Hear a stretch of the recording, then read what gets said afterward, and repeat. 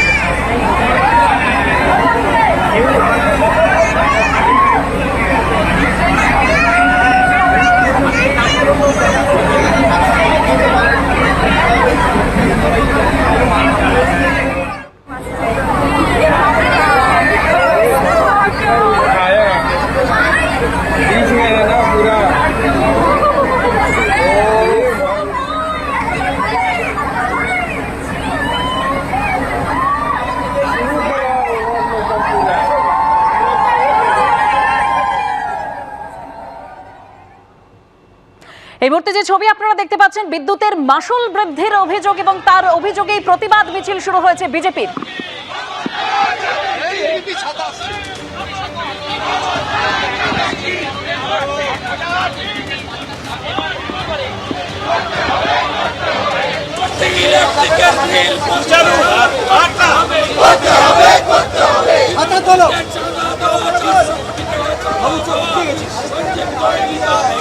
আমরা দেখতে পাচ্ছি সেই ছবি, বিদ্যুতের মাশুল বৃদ্ধির প্রতিবাদ পথে বিজেপি। মুরলীধর সেন লেন থেকে ভিক্টোরিয়া হাউস পর্যন্ত এই মিছিল।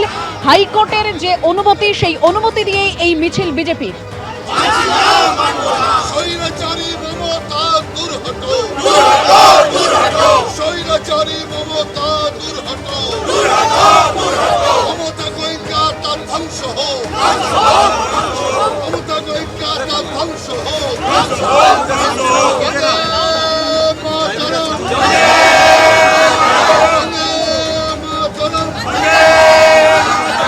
সেই মিছিল থেকে সরাসরি আমাদের প্রতিনিধি শিবাশিস মৌলিক এই মুহূর্তে রয়েছে। শিবাশিস, মিছিল শুরু হয়েছে, হাইকোর্টের যে অনুমতি ছিল সেই অনুমতি দিয়ে মিছিল শুরু। সিএসসি অফিস অভিযান বিজেপির, যেখানে শুভেন্দু অধিকারী রয়েছেন। একদমই তাই দেবস্মিতা, এই মুহূর্তে আমরা মুরলীধর সেন লেন থেকে যে মিছিল কিন্তু এগিয়ে চলেছে ভিক্টোরিয়া হাউসের দিকে। সিএসসি যে হেডকোয়ার্টার রয়েছে ভিক্টোরিয়া হাউস, সেখানে কিন্তু আজকের এই মিছিল নিয়ে যাচ্ছেন বিজেপি কর্মীরা।